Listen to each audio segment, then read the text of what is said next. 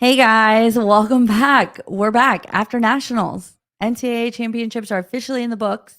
Iowa State finished in 4th place. Huge, but I'll start with this, Ben. How are you doing? How was your experience watching the tournament? It was awesome. It is one of the, if not the best 3 days in all of sports, because it is just from the start of the day to the end of the day. It is all action all the time. Yes, there's a break in between sessions, but there is so much wrestling going on. There's always something happening. There's always something wild happening, especially in those first 2 rounds. So yeah, it's just every year you kind of get reminded of how awesome this tournament is. Yeah, I agree. It's like once it starts, I'm like, holy crap. I love this. I wish we could do this all the time. And to a point, right? There's just so much wrestling going on. And I know we'll get into it, but like Matt Cast is clutch so that you can watch everything that is happening at all times. I did have someone text me and they're like, oh, I'm just watching it on like the ESPN broadcast or whatever. I'm like, how do you do that? Yeah, You don't know what's happening. Please change your ways. How do you keep track of everything? Go to ESPN Plus. Go to the MatCast. Shane Sparks does a phenomenal job. He's often joined by Anthony Robles, a former Arizona State wrestler, won a national championship with one leg. And they do an incredible job. They have incredible chemistry. And it's truly, in my opinion, the best way you can watch the national championships. I watched it for every single round except for the finals, which I don't think they had it for the finals. So yeah, it was awesome. Enjoyed all of it. MatCast is clutch. Yeah, absolutely. I only ever switched off of it so I could watch Iowa State matches really up close, so I could see all the nitty gritty. But that's what I have my computer for. So like I cast MatCast on the TV. Okay. And then on my computer I had the individual Iowa State matches. So did you get any actual work done? No. Yes, I did. My boss, I did get work done. I know. I had it on at all times. Yeah. Even like, honestly, this is kind of psychotic of me. I shared on Twitter that I wasn't able to go because my mom was in the hospital. So I was a lot of the time just on my computer. So literally I would shrink the MatCast, which if you've never used the MatCast, it gives you access to every single mat. All 8 matches. At all times. Yep. So just envision me like shrinking that tab. It's just like I'm watching ants. Yeah. But I did it because I was like, I want to know what's happening on every mat. So But no, like, yeah, I agree. Shane Sparks is fantastic. It's the only thing I'll ever say about the Big Ten that I envy of theirs. It's that I wish Shane Sparks belonged to the Big 12. That'd be great. But like I said, Iowa State finished in 4th. So obviously there was a lot of wrestling for them to finish in that spot. I think that we should just start right off the bat with David Carr. He officially finishes his Iowa State career, which is so sad. He made it to the finals, takes care of business, beats Mitchell Messen Brink from Penn State. He's now a 2-time national champion as he closes out his career.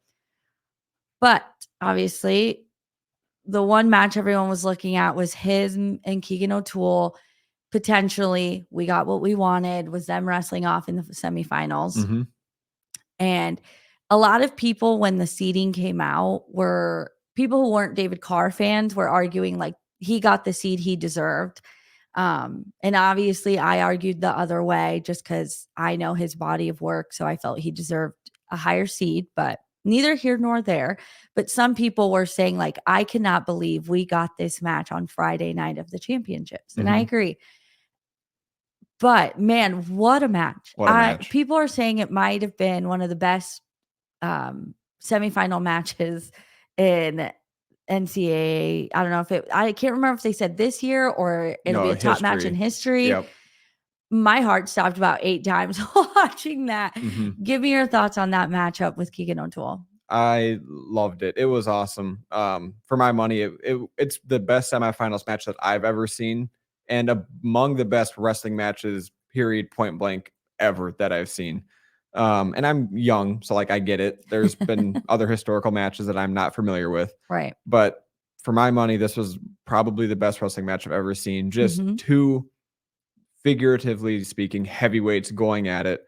2 of the best literally in the world. They both have world gold medals. And they both wrestled like it. It was a phenomenal match. Keegan O'Toole got out to an early lead. David had to make a comeback, and it was like third period, not a lot of time left, like 30 seconds or something like that. Attack, reattack. And on that third reattack, he got into Keegan's legs, drove through, and got a takedown, rode him out. And it's just like, that was awesome. And you could tell Keegan was gassed. Like, Keegan was tired.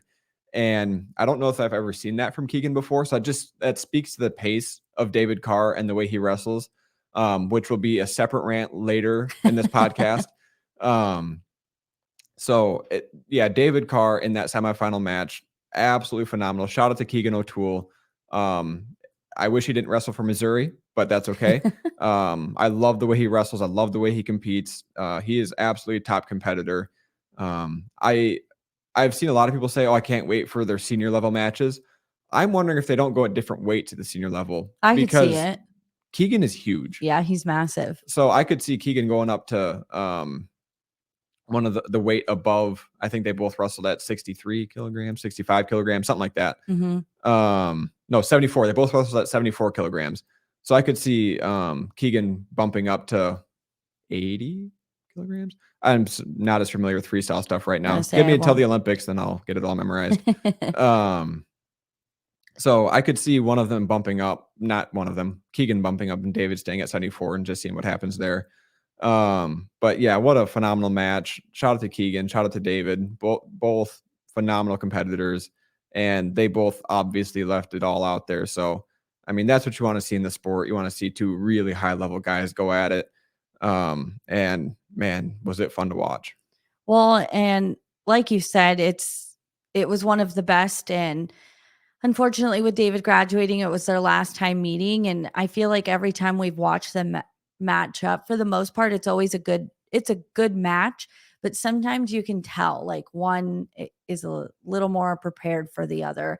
And in this one, it was just really, it was up in the air there for a second. And what I really loved about David in this match was that even though there were moments where Keegan was kind of on it, I just felt like David looked so confident, so comfortable.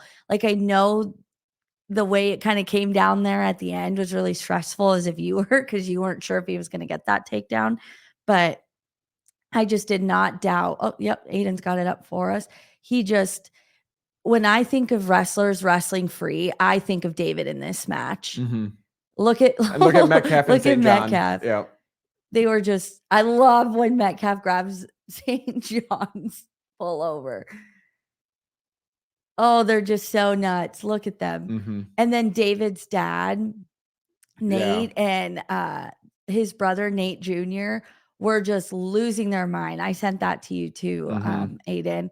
They were just losing their minds, which I was trying to think from all the emails we received from the NCAA. I was like, what are the limitations of the side right now for this mat configuration?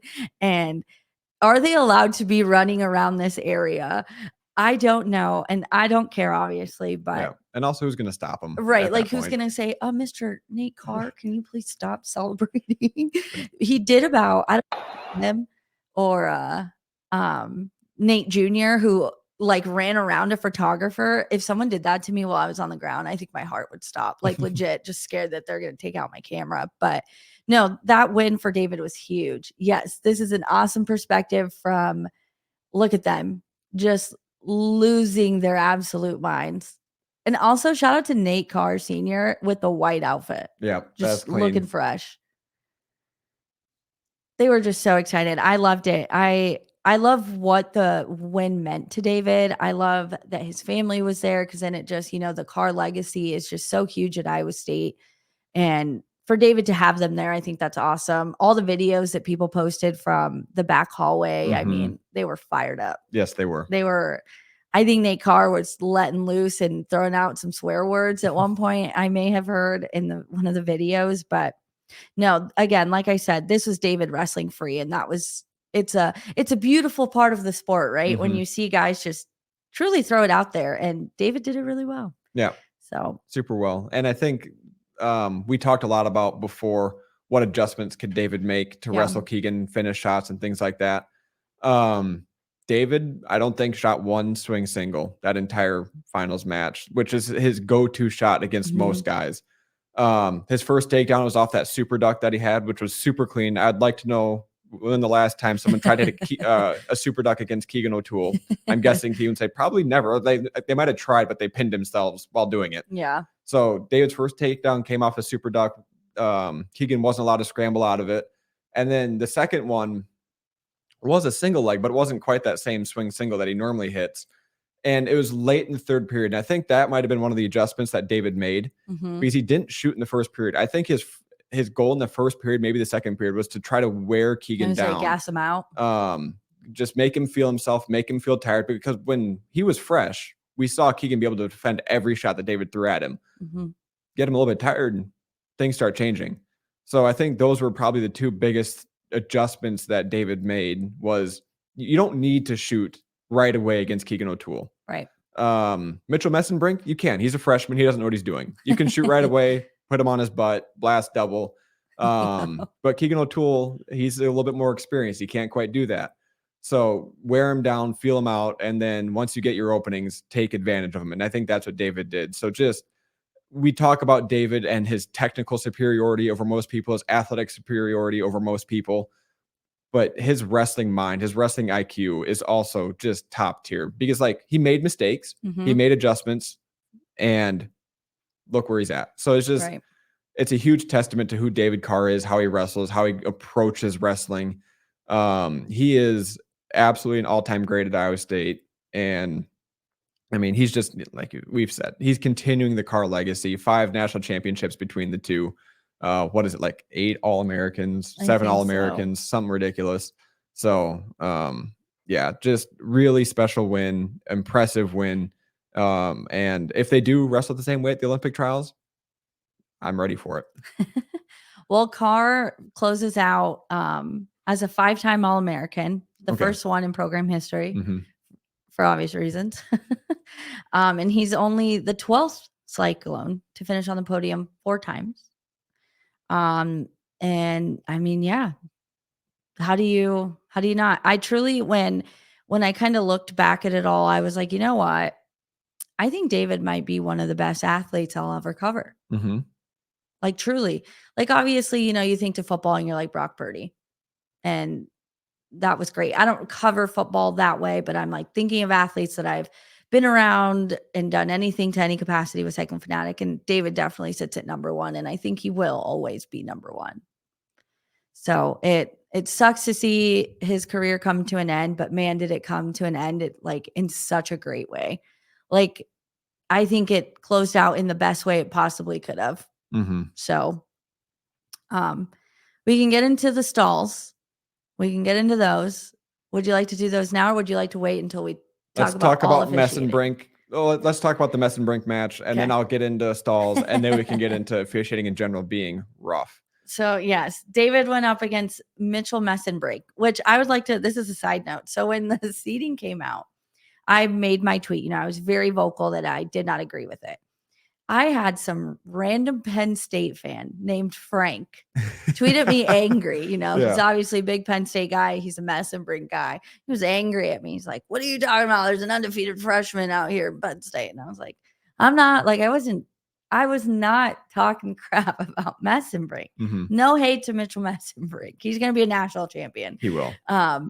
But I was coming from a David perspective. And so shout out to Frank, because we ended the conversation the day the seeds came out with, hopefully we get a Messen Brink Carr championship match. And we did. And he tweeted at me on Saturday. I think it was Saturday. He's like, Jacqueline, we get our championship match. I thought it was so funny. Just the randomness. I've never interacted with Penn State fans. So that was just so funny to me. So shout out to Frank. We got what we wanted.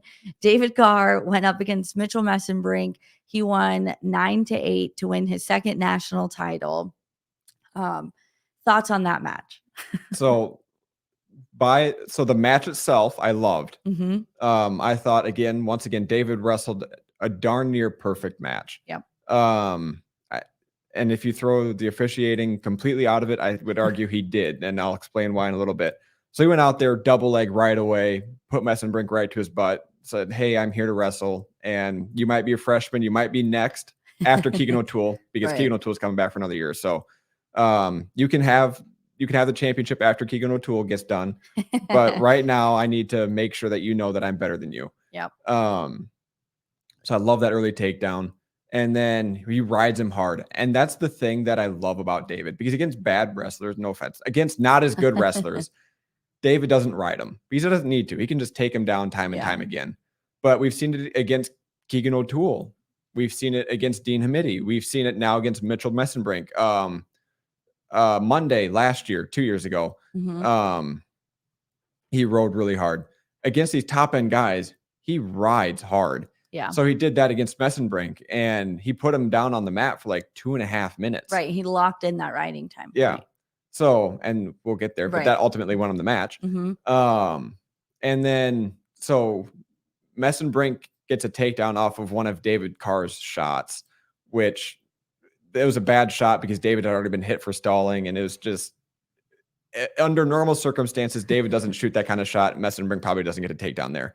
But then David is able to come back and get another takedown, and then again rides him hard. So the match itself, David, I thought, wrestled a masterful match. If we want to get into officiating things, we can a little bit. But Jackie, I'll let you talk about your thoughts about the match first. Yeah, I mean, it, like you said, it was, you can tell when David is clearly the better wrestler. And I think obviously coming in after beating Keegan O'Toole, he's going to be on a high. He's going to be feeling good. And like you said, it's a compliment to Mitchell Messen Brink, the way David wrestled the match.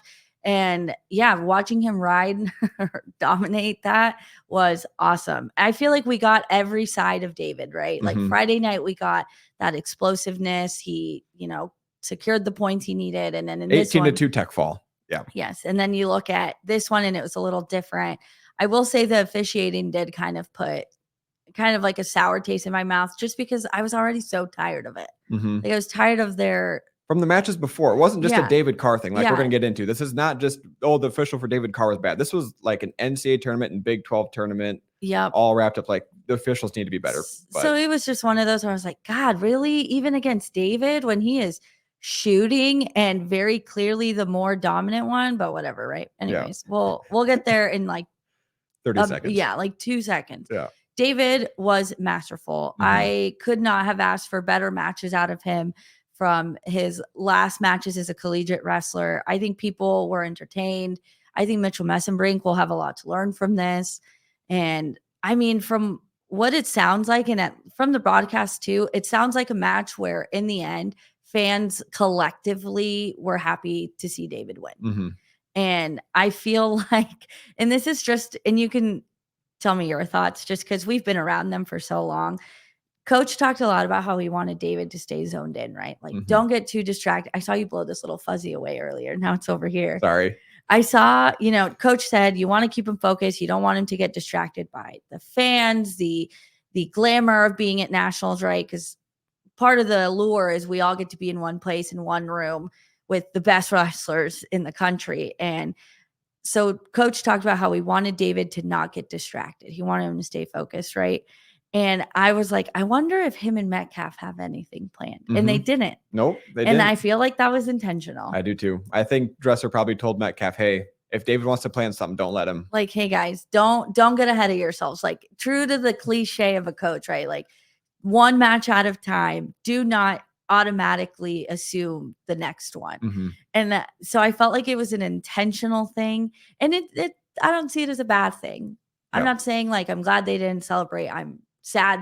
I felt neutral about it. It was just something I realized and noticed that I was like, that just shows me that David was like so zoned in. And in his interviews, he really didn't give much up about how he'd been preparing or what he changed or anything. Like, he just seemed so zoned in. But I'm glad that when it came to the wrestling itself, he just looked like he was having fun. And that's such a lame thing to say. But like I said, he just looks great. And that championship match, I was only a little stressed. Yeah. Only a little. Because I was like, oh no. But that riding time point made the difference. And Mitchell Messen Brink did not know that David had that. Nope. Which I find interesting. Like, how do you not know you just got ridden like a dog for over 2 minutes? Right. And I think, so I don't know if David did this on purpose. I've not talked to him. But they were over on the Iowa State side of the mat at the end of the match. when Messen Brink wasn't doing anything. Did you tweet this?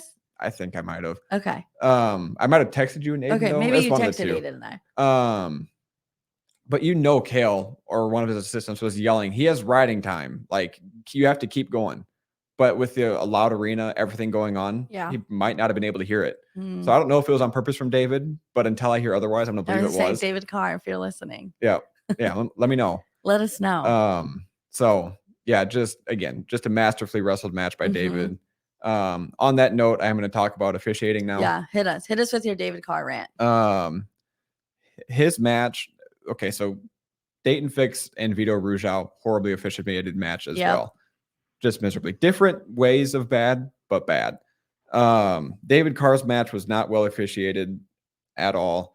The biggest issue was the stall calls. And David was asked about it after the match, and he gave the best answer I think I've ever heard a wrestler give about officiating without throwing officials totally under the bus. Because someone asked him, hey, what was going on with those stall calls? And David basically said, I'm not sure. I wrestle a very fluid match, a very offensive style that I'm not going to necessarily always engage with people. I'm going to keep my distance, sort of that Jordan Burroughs style. And when I see openings, I'm going to take them. I don't wrestle that sumo style, finesse style is how he called it. He called it a finesse style, more of a finesse style. And I don't wrestle that sumo style where I just go ear to ear with somebody and just grind on them the whole time and see if I can wear them down in the end, that sort of deal.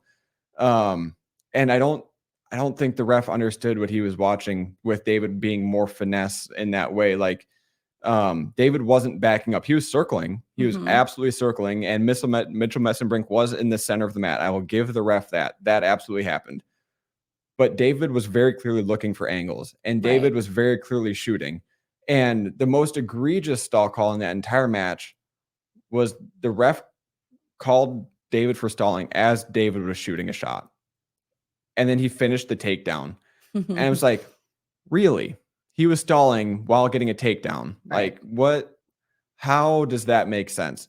So I'm going to be interested to see, because the competition committee, the wrestling rules people, which are comprised of coaches, they did not change the rules of stalling, but they did add a little bit of stalling stuff in that the top wrestler will be called for stalling more often this year. And that happened. Yeah. Just because last year and the years previous, top wrestlers would just essentially lay on their opponent and not try to turn them. So this year there's an emphasis on trying to turn your opponent. And if you're not trying to do that, we're going to hit you for stalling. So we've seen them adjust stalling things in the past. So I'm wondering if there's not going to be a way to, and refs already have enough to think about. So I don't know how they do this, but to understand what you're looking at, because David was not stalling in any way, shape, or form during that final. Like, he was looking for offense. It's just that he was looking for offense in a way that official didn't understand or know. Yeah. Which is interesting to me, because like, if you've watched David wrestle, that's how he wrestles. And we've seen this whistle go against David Carr his entire career. Like, no one gets hit for more weird or bogus stall calls than David Carr in the last 5 years. And one of my prime examples is I go back to his year that he got third when he lost in the second round to that Willett guy from Oregon State, because that guy didn't get hit for stalling and David was the only one shooting. It's like, how is this guy not getting hit for stall? So like, it goes both ways for David. Like, he has to shoot 10 shots in 10 seconds for someone to get hit for stalling. But if he doesn't shoot and the other guy doesn't shoot, David gets hit for stalling. Yep. It's like, what's happening right now? How are things making sense? So usually superstars get superstar treatments in every sport across the board. Yep. And for some reason that never happened for David. And I think it's because the officials just didn't know what they were looking at with David. Like, it's like, oh, he's not ear to ear with someone, so he must not be engaging. Therefore, he's not looking for offense. And then, but he just got a takedown from distance. Like, he just hit a blast double. Oh, he got a swing single. His swing single works because he's not ear to ear with somebody. Yeah. And if you hear wrestling commentators, often they'll say, oh, when wrestlers go ear to ear, that's where offense goes to die. But that's where that official in the Penn State match seemed to want them to be. So it's like, how is it stalling if David's keeping distance looking for offense and Messen Brink wants to go ear to ear where offense, quote unquote, goes to die? So yeah, just a lot of issues with stalls and how they've been officiated with David throughout his career. And it just got highlighted in this championship match where it's like, okay, David's clearly the better wrestler here. He's wrestled a better match. This cannot get taken away from him. Like it, and that's what it would have been. If David would have lost that match, if he'd got hit for stalling somehow another time, I would have actually rioted. Yeah, like it would have been taken away from him. Messen Brink, he might have felt like he earned it, but he shouldn't have if he would have somehow won that match. So yeah, it's just a really I love David's answer in the post match press conference because I thought he gave an excellent answer. If you haven't seen it, go look it up. Jackie has it on Twitter. I'll say it's on my Twitter. So that's my stalling rant for the days. I think some refs need to probably look at, hey, what's actually offensive wrestling? Are guys really going for offense right now? Or are they just pushing each other around and not actually looking for offense? Well, and it's like, how do you get better at your job? You get to know the field. And I don't understand how you officiate a game. I'm staring at the NBA Jam game in the corner. How do you officiate a match when David Carr's wrestling? And it's him not stalling when he's just walking around the ring. Like he does that so often. You see him do it all the time. You see it in a way where he's sizing up the guy. And I disagree that maybe just because they're not, I don't know. It just, you said it perfectly. I don't even need to add more to it. It was complete BS watching it. And like we said, officiating was just so frustrating at Big 12s. And then it was frustrating during this. So I guess we can get into the rant. And I was going to go on a rant about it on Twitter and I ended up not. But that Dayton Fix match against Evan Frost, like you said, Mitchell Messen Brink could have felt like he deserved that win had they hit David with stalling, but he wouldn't have. Just like Dayton Fix doesn't deserve to feel like he truly beat Frost, because I still firmly believe that if that stalemate call on Frost in that match hadn't have been called when it was, I really think Evan could have won. He could have. And I just cannot. The ref gave him no time to try to finish that takedown. He literally Dayton Fix was flipped upside down behind Evan for about 3 seconds. And the same thing happened. Was it David's match? David against Keegan O'Toole.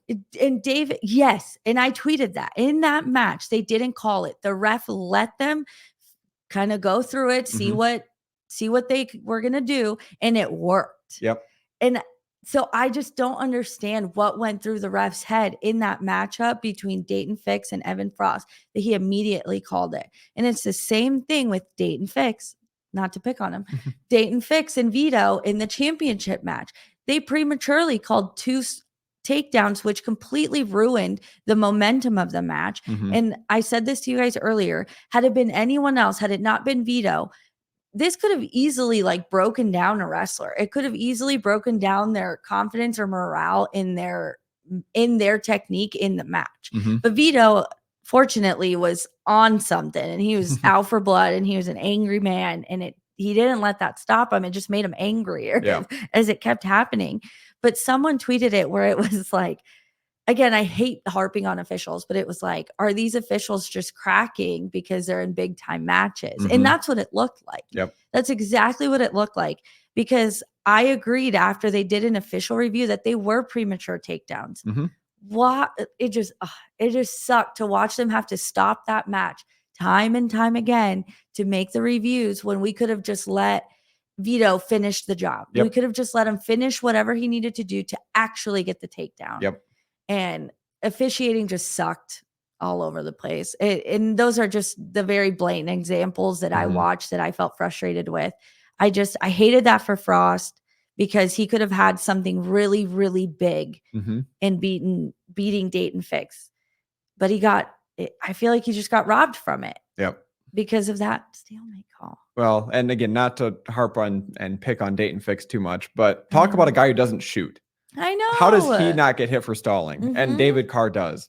But again, he wrestles the style that refs like. He's ear to ear with people. He pushes people. He pulls people. Doesn't shoot, but he acts like he's doing things, which is what Messen Brink was doing. Like Messen Brink had active hands and he kind of held the center of the mat. So sure, he did those 2 things, but did he actually shoot his own shot? Yeah. No.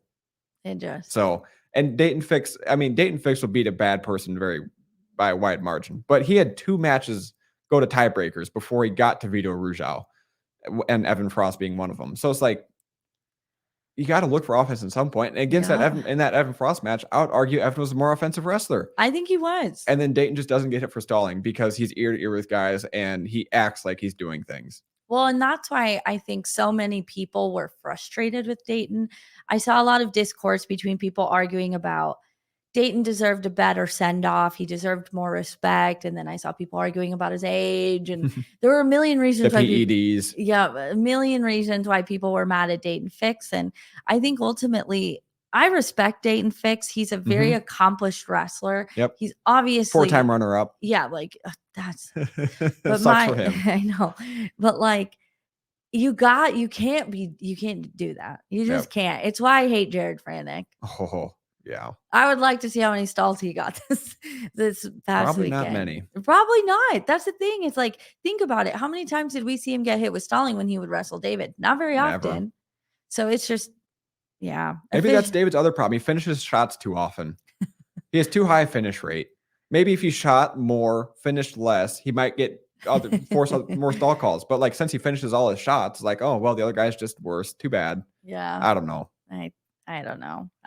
Whatever. It sucked, but thankfully David did not miss his match. And Evan Frost, man, what a tournament. It's one of those where I look at him and I'm like, I'm proud of you.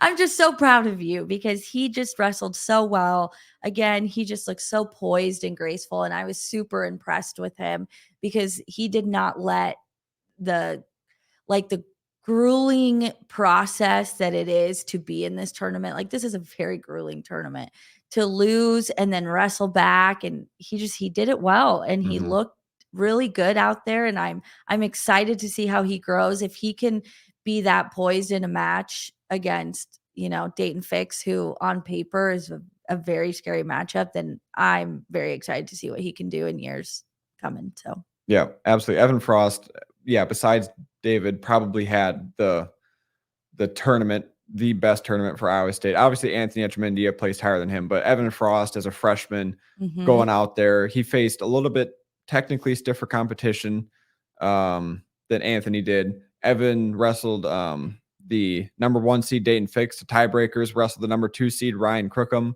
from Lehigh in it's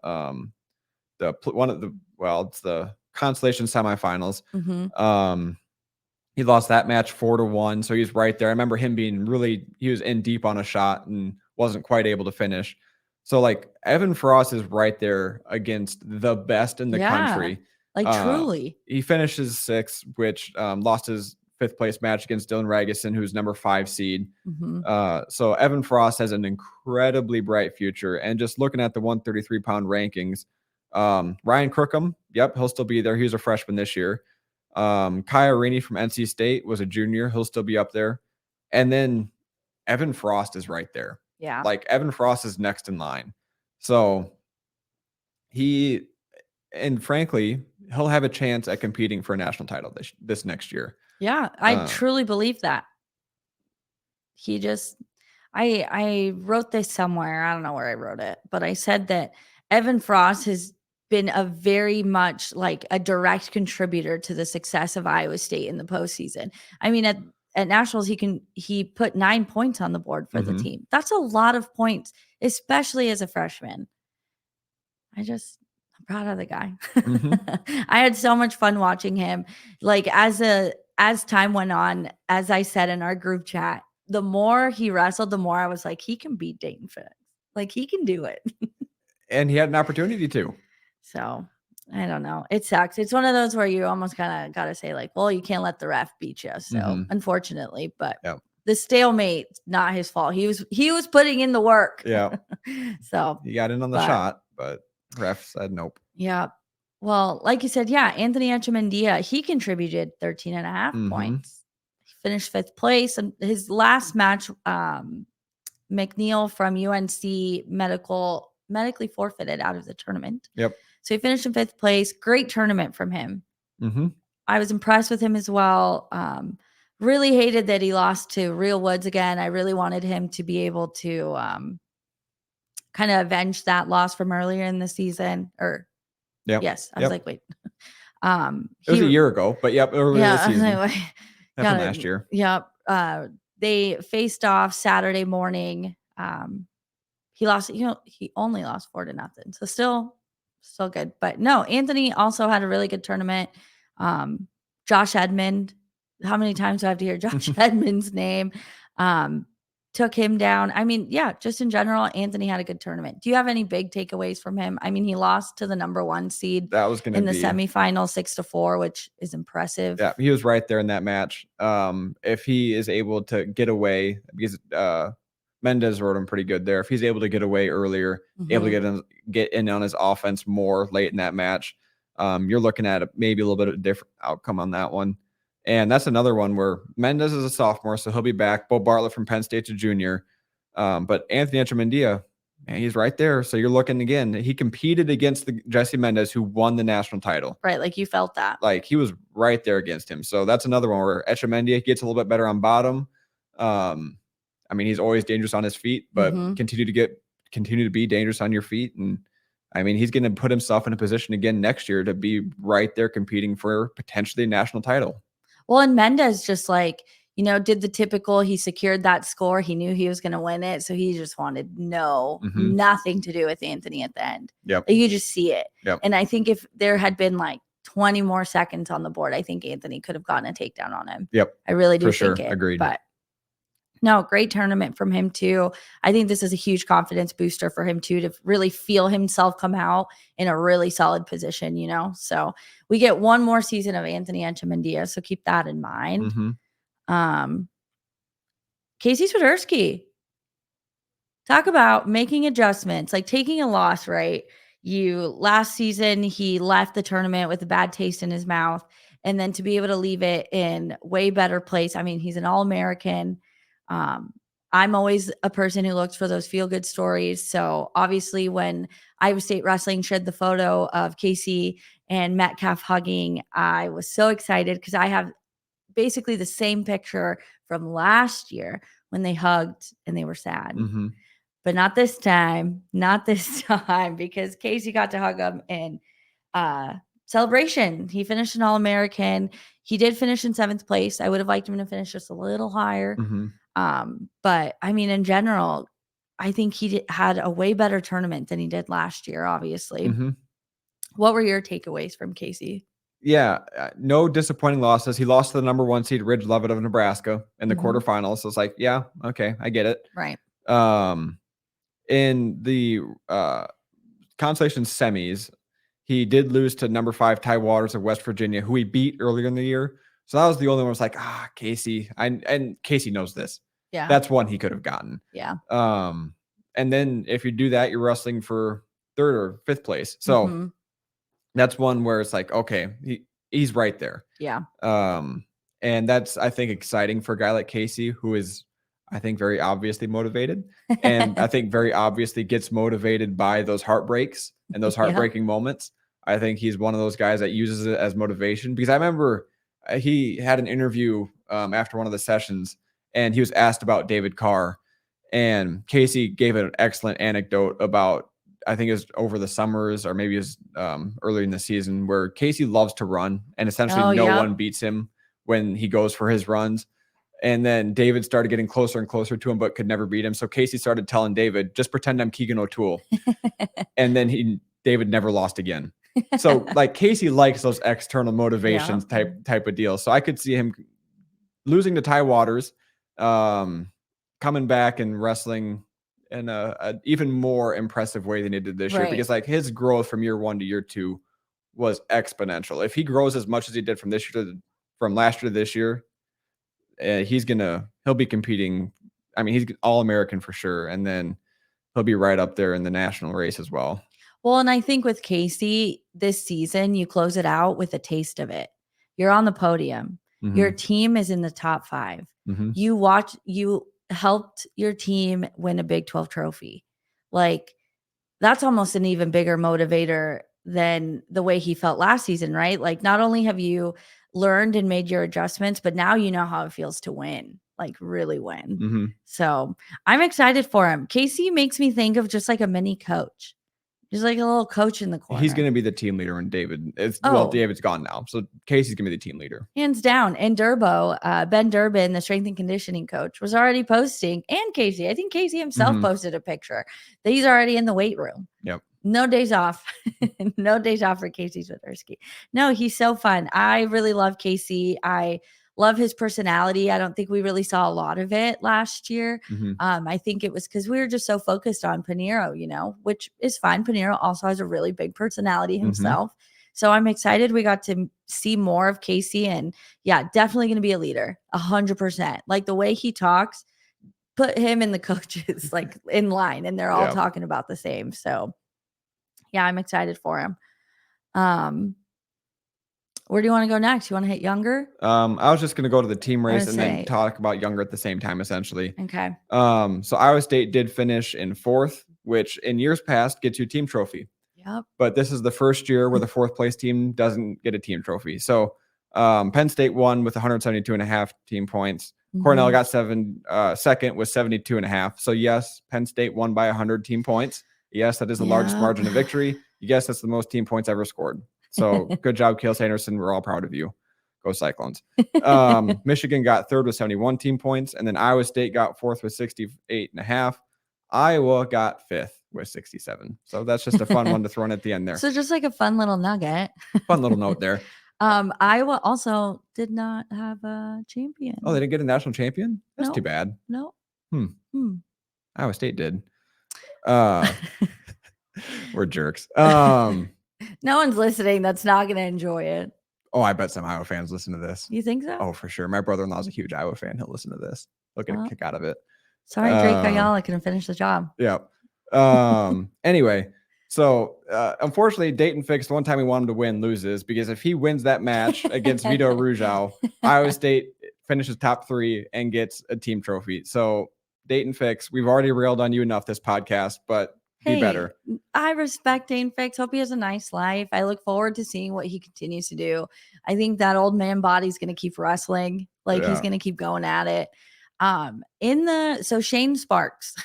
Shout out Shane. He went and tweeted that he wanted to do something of some sort of like a GoFundMe, not really a GoFundMe. We say GoFundMe so people can understand what it means. He said, if we did a GoFundMe, my guess is that the wrestling community would raise $3,000 in less than an hour to make the coolest 4th place trophy ever.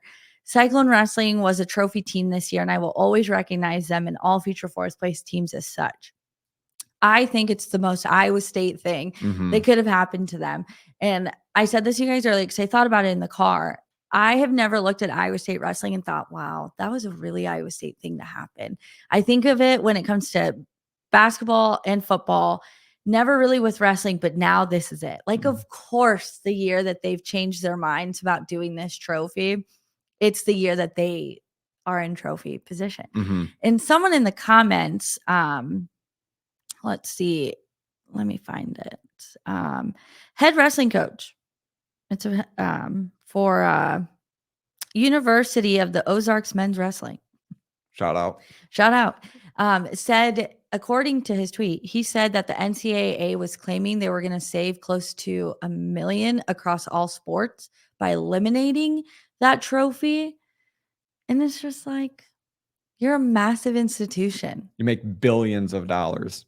Billions with a B. Like, okay. And you're not revenue sharing with athletes, which is a different conversation. And then someone else in the comment said that Dresser made a comment about it. And I don't know where he made this comment. I wish they would have said that Dresser made a comment that the NCAA got cheap on them. I don't know where he said it, but that sounds exactly like Dresser. It does. So, but no, yep. And technically, Iowa State's a trophy team, which is huge. It's huge for the university.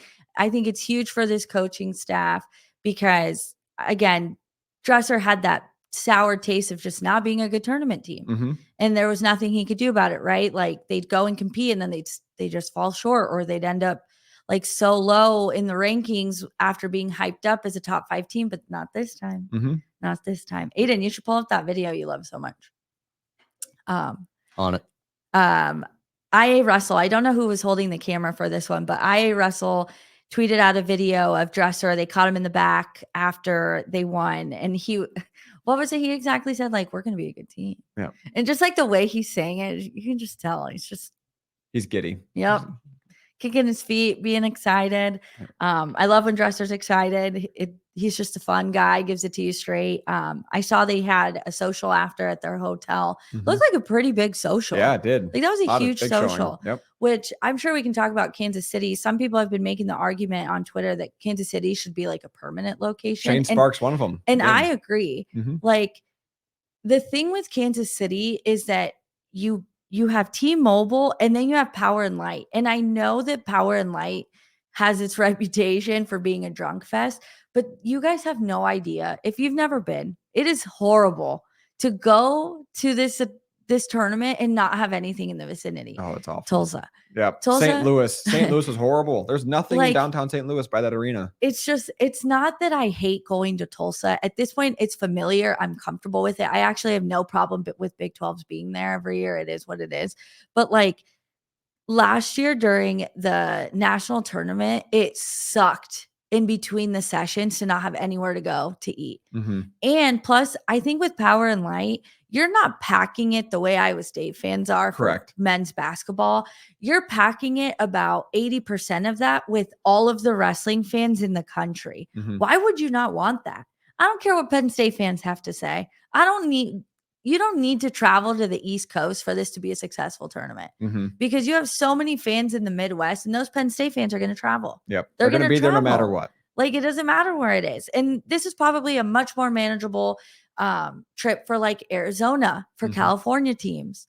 Like Oregon State. Yeah, like truly. I just think that the tournament would be so much better if it really was in a central location like that provides what T-Mobile and Power and Light can provide. Yep. Yeah, you got Iowa, Iowa State, Missouri, Oklahoma State, Oklahoma, Minnesota, Illinois, Indiana, all Purdue, all right there. I was like, what else is there? And it's so centrally located. There's so many wrestling powers in that area that'll pack the arena. Like we said, Penn State's going to be there anyway. They are, and that's great, and I love that.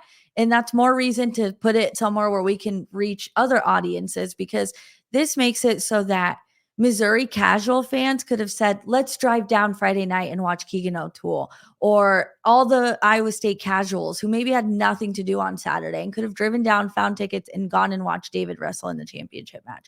Like there's just so much more to gain from this than you lose, in my opinion. Yep. So I think Aiden, you got that clip? I do have the clip. Okay. We're going to have a good team. We're going to have a good team. We're going to have a good team. We're going to have a good team. We're going to have a good team. We're going to have a good team. We're going to We'll actually be playing this on repeat until we're going to have a good team. October. You can just tell he's like feeling himself, which he should. This is a huge accomplishment for him because has he ever had a team finish? I think he had a Virginia Tech team. Did he? That got a team trophy. I think it's the first team trophy that Virginia Tech ever got. Okay. It was on my list to go back and look at that, and I wasn't sure. Yeah, I'm pretty sure he did. And the thing that I love most about Iowa State essentially getting a team trophy is David Carr, since he was a freshman, had two goals. One of them was to win a Big 12 tournament championship, which they did. The other was to be a team trophy, which they essentially did. So it's like, it's so fitting for David's last year for both of these things to happen. Like I felt it came full circle. Yep. So that was great. And then the way I'm going to tie this into Younger is unfortunately Younger lost in the round of 12, the blood rounds. Well, he lost his first match against Lucas Davison in the quarterfinals, which was disappointing. Then he lost the round of 12, the blood round. And in both of those matches, really in all the matches except the first one, he just didn't look well. He did win by tech fall in the second match. So in those last two matches, he didn't look quite right. Like there's something clearly off with him. Yeah. And he tweeted afterward a picture of a sideways finger. You don't. Oh God, he did it. I was like, don't put it. Aiden threw it up on the screen. So if you're watching on video, blame Aiden. It just looks so painful. Yeah, it's very purple for those that are listening, and it is sideways. So he was wrestling with a broken finger, which I think is an excuse to some degree. And to another, it's like, but can you wrestle through it? Because he threw Lucas Davison, like he picked him up and threw him down. And then I don't know if he gassed himself after that, or if you have a broken finger, which is already broken at that point, and you hurt it again, your mind, as much as you might not want it to, is going to be focused on that injury. Right. Like, oh, he landed with all of his weight on my broken finger. That hurt really bad. I need to, like, even if you don't want to, that's what your brain's going to tell you to do.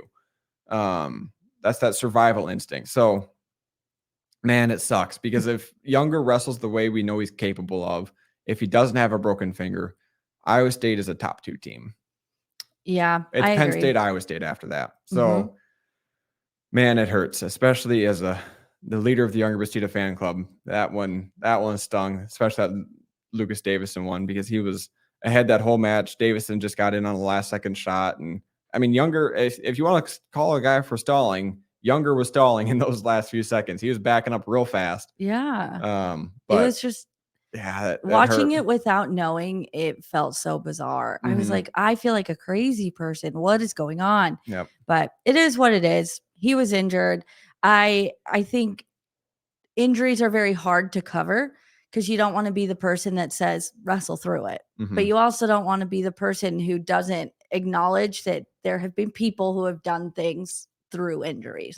So it's just like, it's a rock and a hard place with that one. Ultimately how the wrestler feels is what I'm going to go with. And clearly it was hurting Younger. Yeah.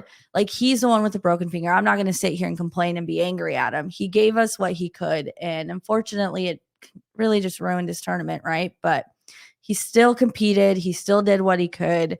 I mean, in the end, he ended up contributing, 5.5 points. So you still showed up for your team. You still did what you could. And he has one more year. So we get one more year of him. And again, if you want to talk about guys who are driven by their results, Younger was coming into this tournament like ready to run through it like a bull. And I can only imagine the damage he'll do on his final season. So it'll be fun. What do you do? But overall, great tournament. I loved it. It was a lot of great wrestling.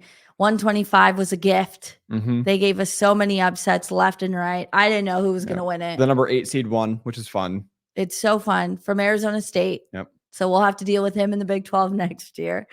No, this is good. This is really good for Iowa State. The health of wrestling at Iowa State is in a really good spot.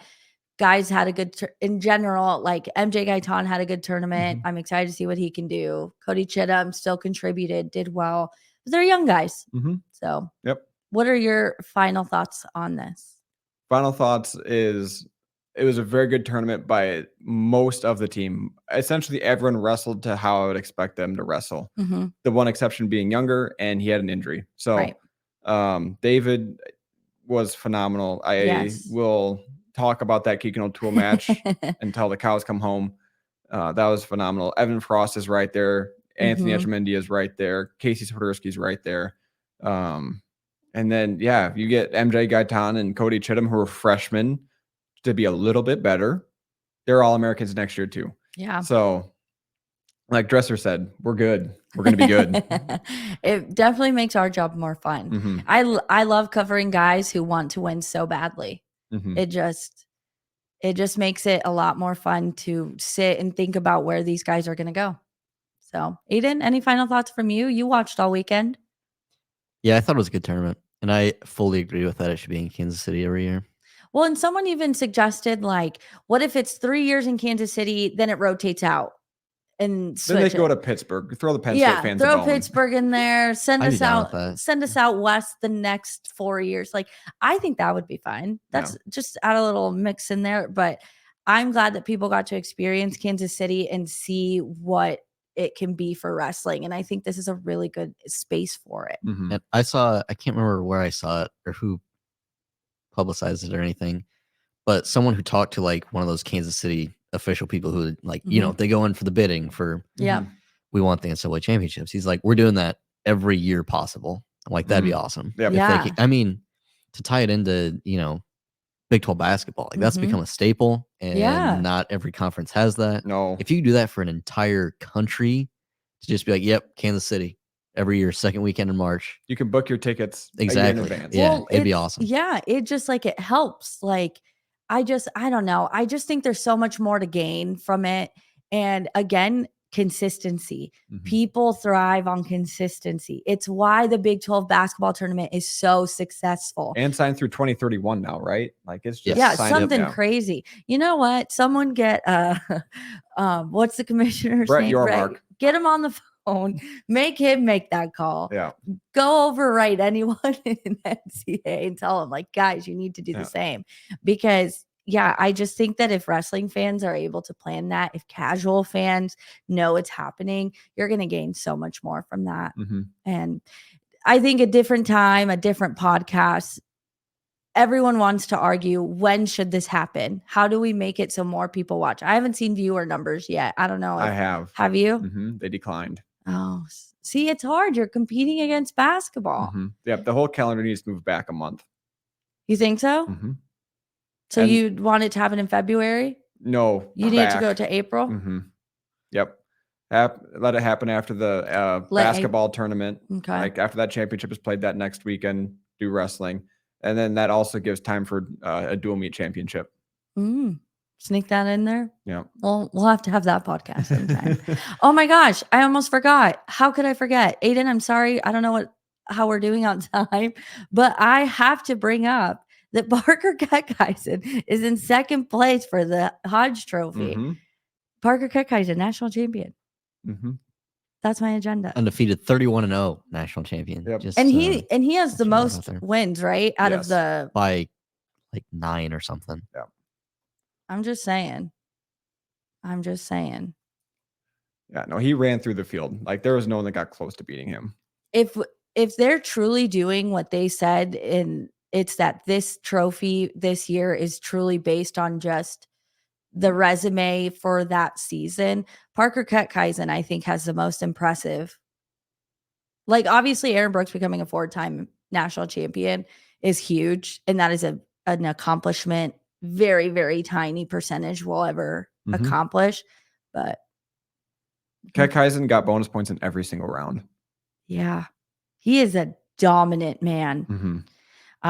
Currently, the fan vote has Parker Keckeisen in second place with 6,396 votes, and Aaron Brooks is in first place with 9,293 votes. So I'm just saying, I'm making 4,000 fake emails and voting for Parker Keckeisen tonight. It's actually kind of insane if you think about it, because Parker Keckeisen wrestles for Northern Iowa. He is, like I said, 6,000 votes. Carter Sirachi's in third place with 1,000. Sorry, 1,300 to be specific. Yeah. Like, that's crazy. But someone made an argument on Twitter that if Parker Keckeisen was wearing a different singlet, what would his support look like? It'd be different. And I believe that. Yep. So just needed to sneak that in there quick before we close it out. Ben and I have one more podcast that we're currently aware of. Things change. Next week we'll be back to recap the season and a bunch of miscellaneous things, I'm sure, with Kevin Gadsden. He's coming back. He lost his voice. Yes, he did. So I told him, I said, you need to rest up that voice so that you can come on the pod. We'll have to ask him all about his experience being involved in the tournament, from his side hustle of the world, working behind the camera. So excited to bring him on. And as always, guys, huge shout out to Fareway. We're getting close here to officially close out another season, and they continue to support us. So shout out to them for being our sponsors, or our sponsor, our one sponsor. Yep. Exclusive. I was going to say, sponsor. what's the fancy term for it? Exclusive. Because technically they are. So huge shout out to them. Go do all your spring grilling cooking at Fareway. But yeah, like I said, huge shout out to them for their constant support. What is this now? Like year 3? 3, I think, right? I think so. I think it's the third year we've done this. Yeah. So huge shout out to them for all of their support of wrestling content at Cycling Fanatic, and huge supporters of Iowa State Wrestling. So until next week, guys.